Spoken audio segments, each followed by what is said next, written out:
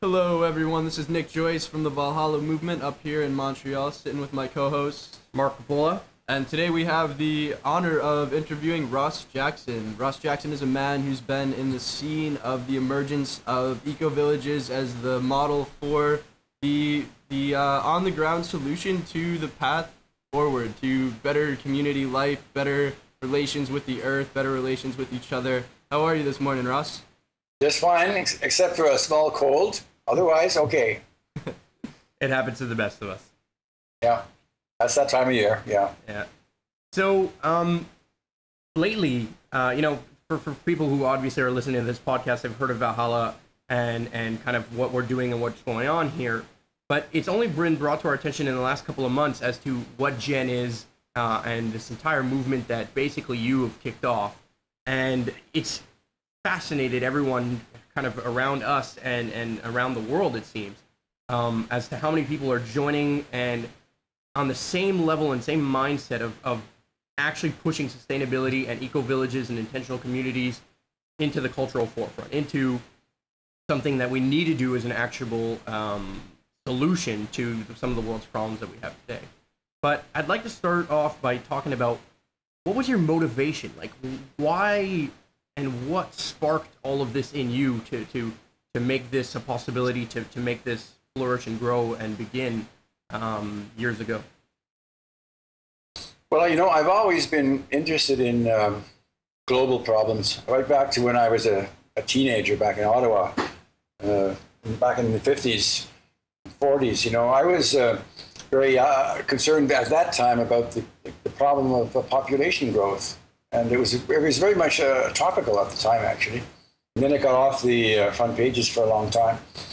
But it was first really later in the early 80s that I had a major shift in my attitude. I had been working in the private sector as a consultant, a management consultant, basically, here in Scandinavia. And I had a deep spiritual experience, actually, in India. And that changed my life considerably because it opened up some different levels of consciousness that I didn't realize were possible. I was this very straight-laced corporate executive type of person at the time. And so this came quite as a surprise to me. But one of the results of that was that I began to pay a lot more attention to some of the things my wife was doing. She was sort of a grassroots activist, working with the women's movement and the ecology movement, the anti-nuclear movement, anything that was moving, she was there. So we started working together. And in 1987, we decided to form Gaia Trust, which is a Danish-based charitable organization, which we still work with today. And we had very little funds available at the time, but I had an idea. And I was working in the currency markets at the time, working with a number of international companies, including financial institutions and mutual funds and banks and so on. And I had some ideas as to how my software that I was developing could be used to make a lot of money in the currency market. And so I donated this software to Gaia Trust, kept 10%, and they got 90%. And then we formed a daughter company, which went out and marketed a new concept at the time, which was to develop a hedge fund, which was based on currency trading. Mm-hmm. It was one of the first ever. And at that time, it was quite new, and we did fairly well. It never became a very big fund, but it was big enough to create, maybe $20–30 million, something like that, enough for us to start doing some things with. And so in the early 1990s, we began to ask ourselves how we best could use these funds which were becoming available. Mm-hmm. And after a lot of discussion, we had about 8 or 10 people in our group. We came to an interesting conclusion. And the first thing was that we know very well what the problems are. We don't need more reports. We don't need more analyses. We know what the problems are around sustainability. We have to become more sustainable. But we also realize that we know what the solutions are. I mean, we know what we have to do. We have to change our lifestyles. We have to reduce our CO2 emissions and so forth. And so we decided that we would back up the people who are actually doing this on the ground, who are actually changing their lifestyles, who are actually, taking it seriously, the threats to our survival, and say we have to change. And so they were doing like what Mahatma Gandhi always suggested that you do, that be the change you want to see in the world. And this is precisely what they were doing. And so we felt, well, these people are really on the leading edge of change, and yet nobody is supporting them, and nobody has realized how important they are. So we said, well, we can maybe fill in that niche, and with limited funds, actually start to get these people more visible and form a movement. So we invited a number of the key eco-villages to a meeting in Denmark in 1991, and that eventually led to the formation of GEN 4 years later. And that was sort of the way it started. It was just this idea that we have to support the people who are actually making personal commitments on the ground. And the idea was that in the longer run, having such a network around the world of these sustainable communities could be a very important model for others once things start to fall apart. So we never saw this as something which necessarily was going to be a big thing in the short term, but that it was more a very long-term proposition. In fact, at the beginning, I remember I said at one point that this is probably going to be a 40-year project, very long-term. Absolutely. And now we've covered the first 26. We have 14 to go. Yeah, I mean, I think there's definitely. You were right back in the day that obviously it would be a 40-year process, because it is such a long process to maintain the connections, to share this information, and to bring these connections and this information to the people so that more and more people start shifting, taking direct action in the same way that Gandhi would have intended it, even though it's cliche. It's the reality is that we need to start taking personal accountability towards the problems that we see globally. I talk a lot about what is something that is termed the tragedy of the commons, which is that what's good for me as an individual, or you as an individual, or anyone as an individual, is often detrimental to the whole and the communal whole. And if we can solve that, if we can change that, what I do and what you do and what everyone does generally actually benefits the community as a whole, then we're going to be on a path towards sustainability, towards a better symbiotic relationship with the ecosystems and the eco consciousness around us, being not only energy consumption and those kind of things, but also the culture and all the other elements that go into being self-sustainable in a sense. And you need a win-win strategy. Yeah, that's the whole point. We have to create this win-win strategy, and it seems like this is happening in EcoVillage. This is happening in people who are actionably doing it, not necessarily in the political system, not necessarily in corporations and stuff that we're seeing, because it's just right now, unfortunately, it almost doesn't pay to be green. And so my next question to you is, given 26 years of experience, I guess even a little bit more, but 26 years of GEN, what do you feel like you've accomplished so far? And then what do you feel like where you are at, talk a little bit about where you guys are at now, and then what do you think the challenges are potentially going forward? Well, I think in terms of where we're at, I would have thought that we were further ahead at this point if you'd asked me that back in 1990. So I think things have evolved a little slower than I had perhaps hoped. But nevertheless, I mean, they have evolved, and perhaps the resistance from the mainstream is even greater than I had suspected. I thought that once things really started falling apart, we've seen that happening in the last 10 years especially, that I thought there would be more support coming from above, from the politicians, a better understanding that lifestyle change was a major part of the transition. But this message has not gotten through yet. It may never get through. It may be that the only way that this transition is ever going to really happen is when it gets forced upon us, through some kind of ecosystem breakdown or war, who knows. So from that point of view, you might say that things have not gone quite as well as I might have hoped. On the other hand, there are some very positive aspects. We have this global network now, and it really is functioning quite well, even though the the amount of support they're getting financially is still limited. We're still supporting them, but at a much lower level than we did back in the 90s, because we just don't have that many funds left, you know. But recently, especially since Kasha became president, I think there's been a new dynamic developing. She's a very great leader, and she's been particularly good in getting the Africans on board. And so a lot is happening in Africa, and I think that may be the area where things are really going to shift now, because the interesting thing in Africa is many of these countries have been exploited, by the West for many, many years, particularly by the World Bank and IMF policies, and also the policies of the Western countries in terms of their trade policies, and have been basically treated as a kind of financial colonies. And they haven't not been allowed to develop, because that is not in the interest of the West to have competitors. They want cheap raw materials, they want a market for their industrial products, and they don't really care that much about what happens to the poor people in Africa, because they can't afford to buy their products anyway. And so more and more African governments are beginning to realize this. And they're beginning, in Senegal in particular, which we've worked with for quite a while now, they have supported the idea of the EcoVillage concept as an alternative development model. It's a different way of approaching development, which is different from the World Bank IMF approach, and which is very much more in line with their own cultural traditions.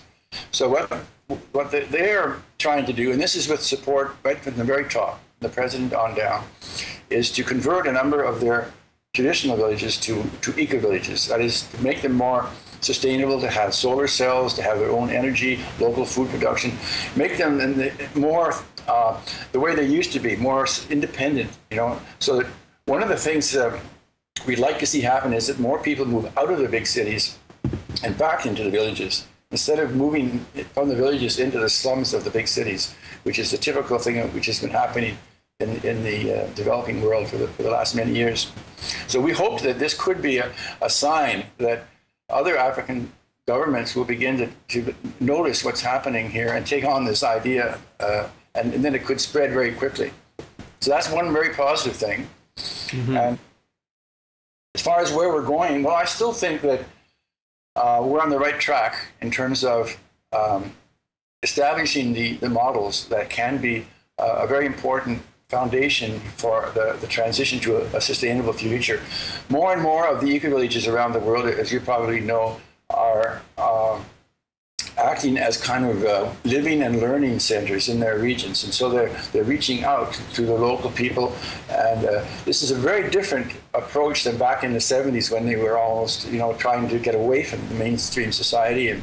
But today they're very extrovert, and they're reaching out to the local communities and beginning to teach sustainable principles. We have this program that sprang out of Jen, as you're probably familiar with, the Gaia Education, which was first launched officially in 2005, and now has been running for the 8th year now. Both on courses in individual eco-villages and other sites, and also on an online version, which is run through universities in Portugal, and just beginning this month, actually, in Brazil, the first Portuguese version is starting up. And we are planning, negotiating with other universities around the world. So we see this right now as a major leading edge of what we're doing is in the educational area, and particularly online education.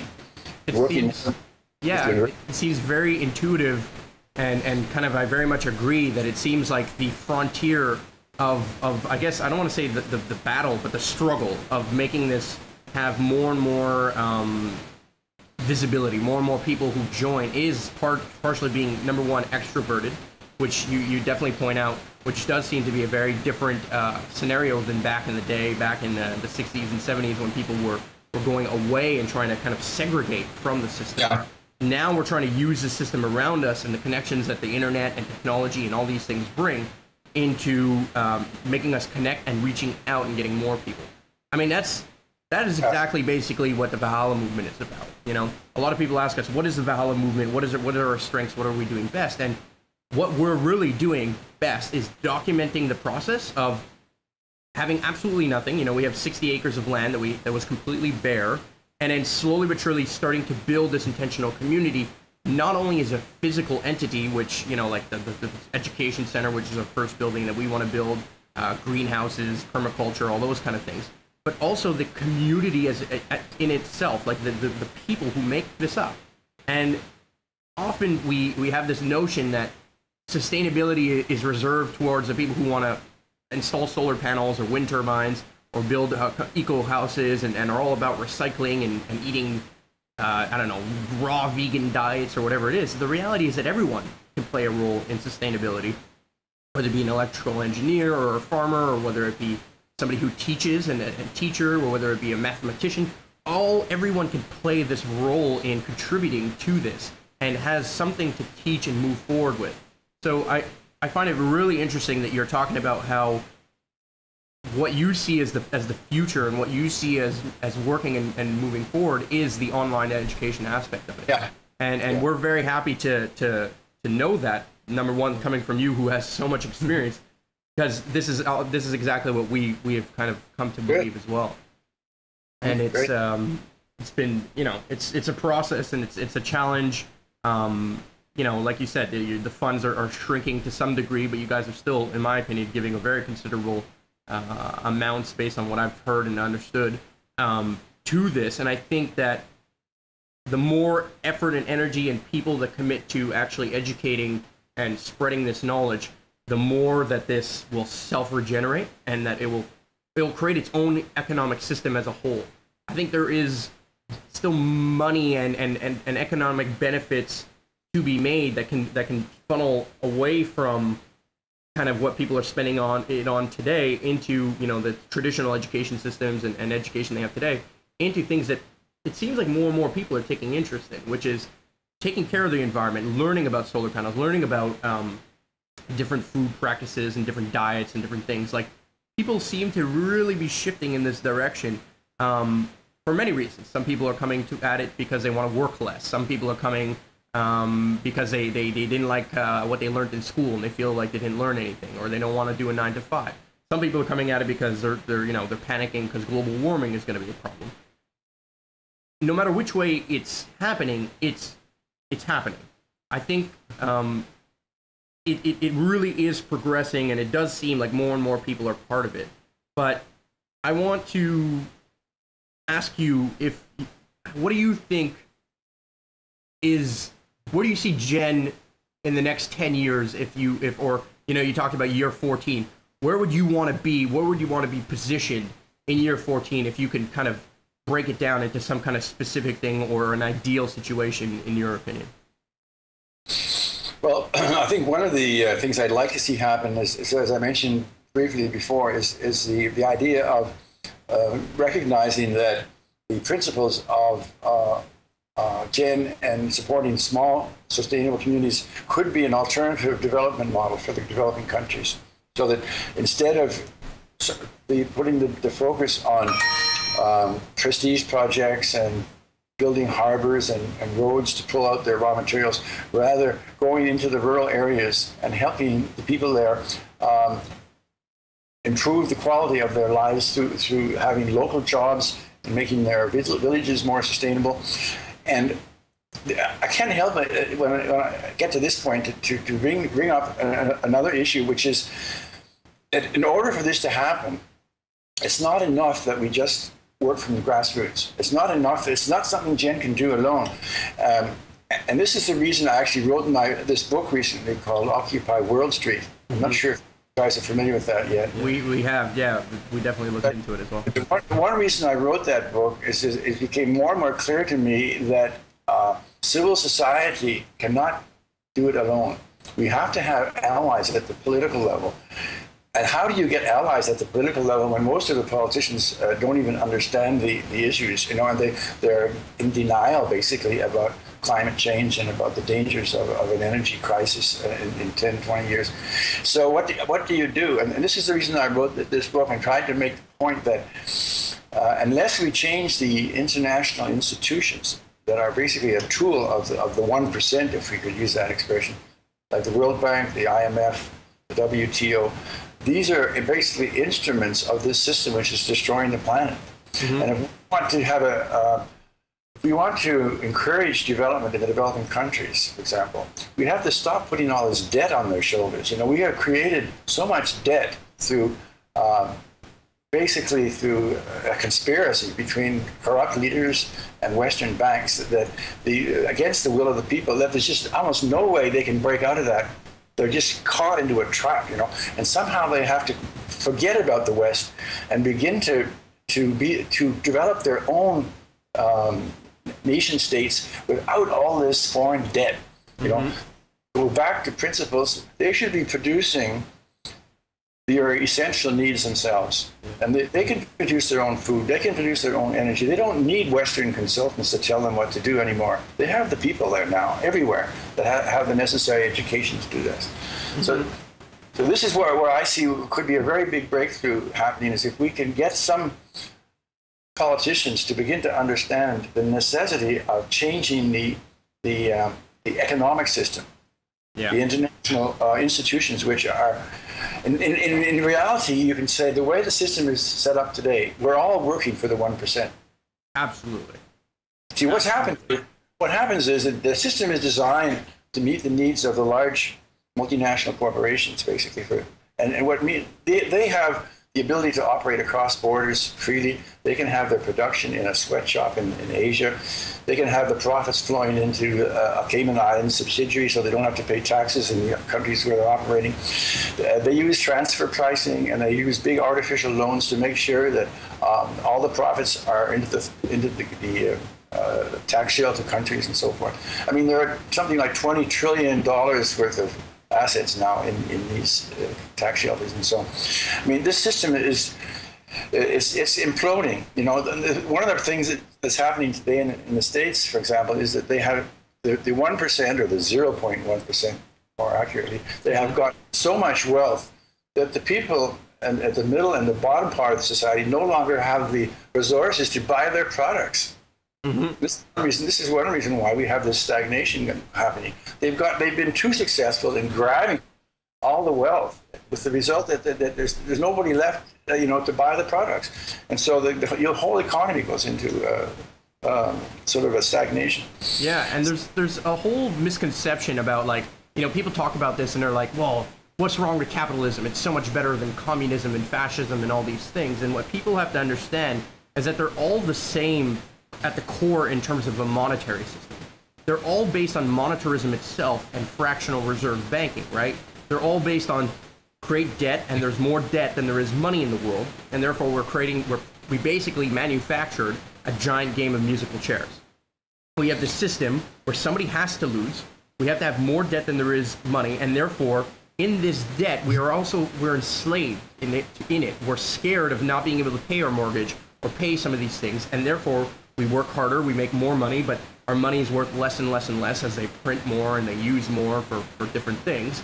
And therefore, we're constantly in this race that we don't need to be in, which is amazing to me that we created this system based on making this a rat race for 99.9% of people, and then that 0.1%, which kind of had the luck of having, generation after generation of wealth being passed down. That's one thing, or this lucky breakthrough type of system where very few people make these billions upon millions of dollars that are really controlling everything.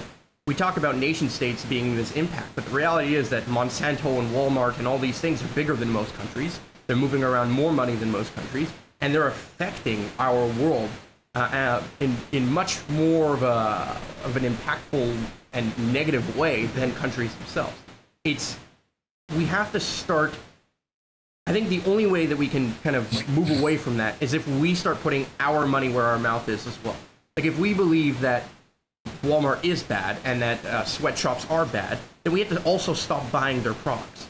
We have to make sure that we really shift and slowly but surely move into the transition of, buying local or eating more organic foods or setting up solar panels and actually actionably doing this in our own lives. Why do you think that more people aren't doing that? Well, let me just say, I personally would applaud all those kinds of initiatives, grassroots initiatives. I mean, that's what we've been doing for years. But my major point I was making, and I will repeat it now, is that the civil society, the grassroots, cannot do it alone. They're not strong enough. We're up against such a tremendous opposition. You take the United States, for example. The very top of the pyramid is this group, which some people are calling the corporatocracy, this 1% or the 0.1%. They have taken over control, including the control of the political system. And so how can you bring about change when the people who are really causing the problems have also taken control of the political system? And this is the kind of question I'm trying to address in my book, Occupy World Street. And one of the conclusions I come to is, well, you have to find the initiative somewhere else. Where can you go? And this is where I came to the conclusion that the initiative could come from some of the smaller countries who have enough courage and enough vision to see that this system isn't working for everyone. But what they have to do, in my opinion, is to take an initiative and form a new kind of organization. I call it the Gaian League in my book. Say a group of just 7 or 8 countries gets together and says, we're going to do things differently. We're going to put survival and sustainability at the very top of our political priorities. And economic growth has to come second. No more putting it first, because we know that doesn't work. That's just destroying the whole planet. And if you can just a few countries to step forward and say, we have to change. We have to have new kinds of organizations internationally. We have to throw out the WTO, throw out the IMF, throw out the World Bank, form some new institutions which are designed for sustainability and designed for the needs of real people, and then invite others to join. And my thinking on this is that if just a few countries, maybe even just one small country, stepped forward and said we must do this, I think there would be a lot of support coming from the EU and from the United States and Canada, from the industrialized countries, because in all of these areas, all of these countries, there is a large minority that would support it. They're not strong enough yet to have it be a majority, but I know, have you ever heard of the cultural creatives? This is a concept which was developed by Paul Ray back in the mid-90s, that people who have the kind of values that we have in Gen and in Guy Education and Valhalla, these are the kind of values that almost 1/3 of the population now has, but they don't have political power, but they would support this idea. So if you imagine just a few small countries that stood forward and say, we're going to have a new organization, come and join us, then you could organize demonstrations in Canada and in the States on the streets and say to your government, let's have a vote. Let's have a referendum. Why aren't we a member? And this way you can unite the grassroots pressure from the bottom and the political initiative from the top. And that was the strategy that I put forward. I call it my breakaway strategy. But I think you need both. Yeah. Both top down and bottom up if it's going to work. Absolutely. Yeah, and I think what you were saying about it almost not even being in the awareness of the politicians. Everything that's been happening has been in, smaller communities of grassroots people getting together in places like eco-villages. But for me, it's like, in order for the politicians in the developed world to think it's a good idea, they need to see it happen on the large scale. And that, for me, is another tipping point why, if the smaller country or developing nation decides that they're going to build their entire national infrastructure based on these Gaian values, as you're calling them, that's just going to be a catalyst to see that it is possible in the much, much larger scale. And Exactly. it seems to actually be happening in some countries. I mean, you're coming to us, you're talking to us from Denmark, and some of the Scandinavian countries. Iceland had a very, very positive revolution in that sense, where they jailed all the bankers, kind of rewrote their constitution in an open source style platform, and they seem to be moving in that right direction. So it does seem like that small core of countries is actually coming together, is actually making this possible. I think that once we see the example, though, here's what I think is happening. Iceland did this, but how they did it isn't properly it isn't well documented in the same way that maybe it should be. It seems like it doesn't have enough of a step-by-step process that they kind of went through, that if it had this multimedia platform, like let's say there was a CNN of sustainability and of all of these movements that are happening, all of these shifts that are happening, and whether they're in Scandinavian countries, or we talked earlier about the shift in like Senegal or something like that, or even in Canada. if all of these things slowly but surely start gaining more momentum and we hear more about them, and they're more in our face on these social media sites and all these things, I believe that more and more people will start seeing, hey, change is happening, and then therefore they'll start jumping on, and that'll create the grassroots pressure as well as from the bottom, but also the media hub will start influencing the top portion of people. They will start creating the content that is needed to convince the politicians, to create the events where you invite numerous politicians, and if one shows up, they all need to show up because it's they're in a political race or there's an election that year or whatever it is. All those things start happening, right? Like, I think creating this media giant in the same way that the current mainstream economic system has their own media giants and sway the public into decisions that they want to see happen, we have to do the exact same thing on the other side of the coin. And well, that's a very interesting concept. I think you really got a hold of something important here, and that is the importance of the media and the importance of visual media. Mm-hmm. If you could do just a short documentary film about what's happening, it has 1,000 times more impact than a book, right? Absolutely. Yeah. And that's actually exactly something that I personally am working on, and that Valhalla Movement as a whole is working on, is a documentary, is getting that funded, is getting that moving forward. Because, the reality is, at my age, and I'm sure at Nick's age, a lot of the information that made us move in this direction came from documentaries. It came from websites that had information and a series of documentaries that we kind of watched that convinced us that, oh man, this is information that's out there. These are problems that we have.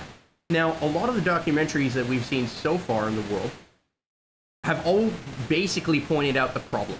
Like, a lot of them say, oh, well, this is happening. We have more money or more debt than there is money. We have, environmental problems that are definitely happening. We're raising down more trees than we're planting. Our water's polluted. Everything's polluted. Peak oil's coming. All those kind of things. All those documentaries exist, but there are very few documentaries that paint the actual solution or the kind of step-by-step, okay, here's what you can do now, here's what you can do tomorrow, here's what you can do in a month from now, and here's what you can do in a year and 10 years and so on, and this is where we kind of need to go. And that's exactly the documentary that I believe needs to be made, and this is why, what more empowering situation than to actually make it, and it's something we're working on. But also, not only can it be this big documentary, but you need a series of small little things, like podcasts, like videos, like how-to videos on how all of these things work that slowly but surely educate more and more people into making this happen. And we've seen documentaries kick off other movements before. I don't know if you know anything about Earthships and Garbage Warrior. No.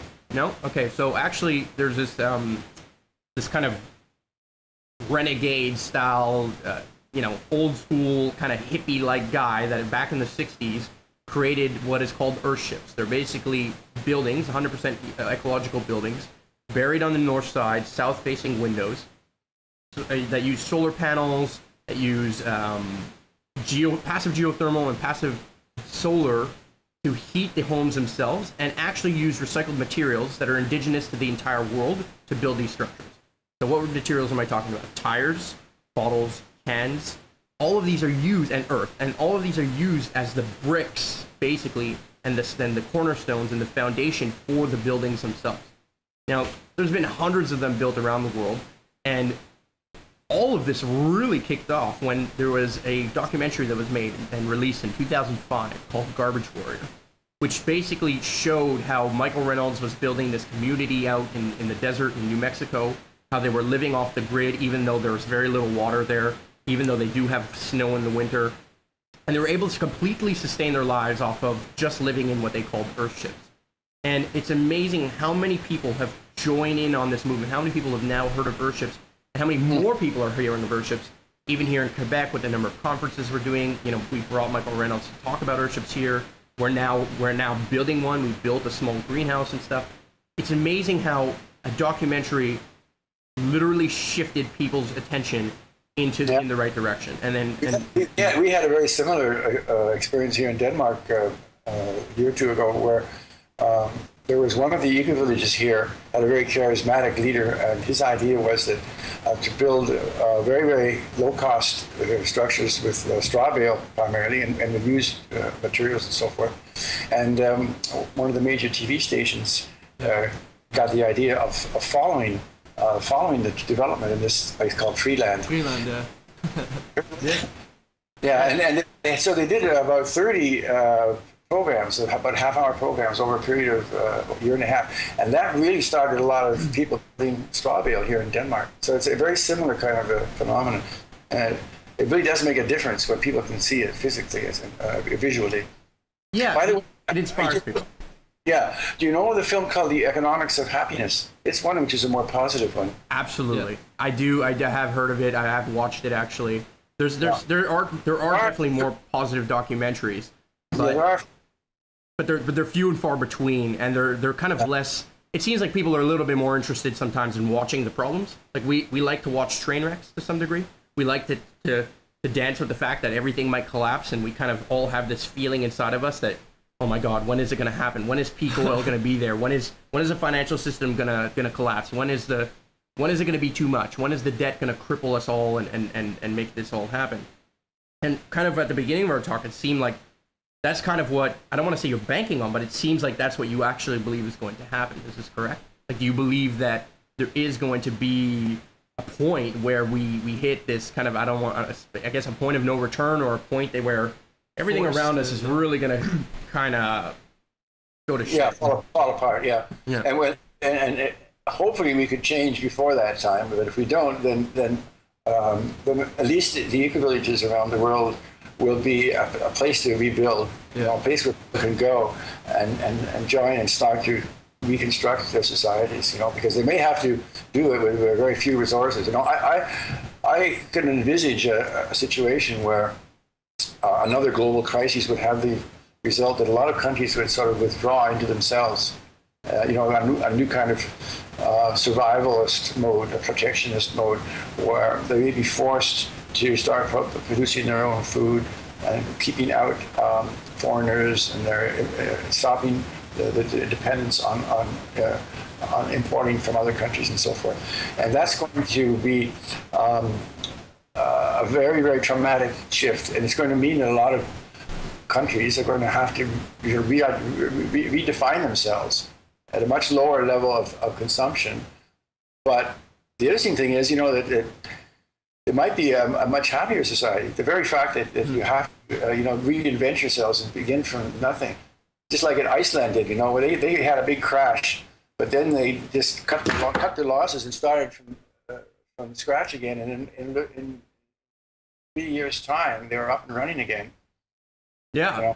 Absolutely. Whereas what's happening here in Europe, in the Eurozone is quite the opposite, because they're not able to do what Iceland did, because they're locked into this currency. And so the only way they can really get back to be competitive again in Southern Europe is to have what we call an internal devaluation, to press wages down so low that they can gradually start to have an economy that can begin to be competitive again. That might take 8 to 10 years. Definitely. And this is what's happening in many countries these days. Is that it takes an awful long time to go that route. Yeah. Absolutely. Yeah, what I've been feeling a lot is kind of similarly how you described it. It's like there's almost this freedom that's born out of a collapse, and it's like we can either look at that and be fearful of something happening down the line, and a lot of people will just kind of sit around frozen in non-action and wait for it, or you can kind of look at it as like, let's create this safety net, let's interconnect all of these communities, let's connect all of the pockets of the system that would be able to withstand an impact like that now, and then whether or not something cataclysmic happens down the line is kind of irrelevant. And if it does, from my perspective, all that really does is catalyze the proliferation of this safety net that's been slowly building over time. There's an interesting case study in Canada, actually. You remember, I think it was back around the late 90s, there was this ice storm period. Mm-hmm. And I have a sister who lives near Ottawa who was in a small community that was isolated for 2-3 weeks without any kind of power. And this is in the middle of the winter, And it's very interesting because you say, how do people react in a crisis like that? you get a sort of an idea as to what might happen in the future on a much larger scale. You know, if our power suddenly was gone, or whatever. And it was interesting that in this small town of about 10,000 people, there were two major reactions. There were some people who went around stealing other people's generators. You know, they're the ones who are just thinking of themselves. How do I survive as an individual? They were a minority. Most of the people got together and said, we have to deal with this together. We have to consolidate our resources. And so they went out, a group of them, and visited all the people who were out in the outskirts, who were perhaps alone or without help, and helped them come into the center. They started having common lunches and dinners every day at the local church. And you know, the interesting thing was that created such a fantastic feeling of renewal and wealth, thriving in this community, even though, you know, they were destitute. But what a fantastic spirit evolved out of that. Yeah, absolutely. This is where I see it, that, you know, it could be a very positive experience having such a crisis. And so it's not necessarily all going to be totally negative. Absolutely. I mean, I've lived through it. I'm in the Montreal area, and I remember the Ice Storm very well. And exactly what you said. There are obviously a minority of people who are going to go and pillage and like fend for themselves and try and steal and run to the stores and hoard everything as much as possible. But the general population came together and actually worked together because they had to. And what I loved about that scenario is how everything stopped in that one moment. I was in school at the time. I was a kid, and I didn't have to go to school. My parents kind of stopped going to work for a little while. Everything stopped, and yet everything continued. Life went on. It's not like everything died. It's not like we didn't have enough resources or we didn't have enough food. The food was there. The resources were there. We found alternatives to heating our homes or heating common spaces where we can all live temporarily. And I think even if it was a permanent thing, right? Let's say the ice storm came in and it wrecked all our power plants and we were going to be out without electricity for a year or two. The reality is that we would have pulled through. We would have survived. Yes, some people would have died. Yes, some people would have had a harder time. The reality is we still would have been as resilient as possible, and most of us would have made it. And that is an interesting fact that I would love to talk more about. I think we're at this point. We have to have you back on another podcast. We have to definitely talk more about part of the solution, part of what you guys are doing, and help expose things that you talk about in your book, Occupy Wall Street, which we'll link and stuff in the description below. But I would love to continue this conversation at another point where we can really kind of get into what's going on now, how we can make this move forward, and talk really more about the solutions on all these kind of things next time around. Okay, I'll be glad to. All right, great. So I'm going to end the recording here. Nice talking to you, Dan. Yeah, and then I just want to talk to you guys to you just a little bit longer after this. So give us a second. So ValhallaMovement.com. If you guys want to download the podcast, you can visit our SoundCloud. It's Valhalla-Movement. I'll link it in the description below as well. So anyway, see you guys next time. Thank you, Ross.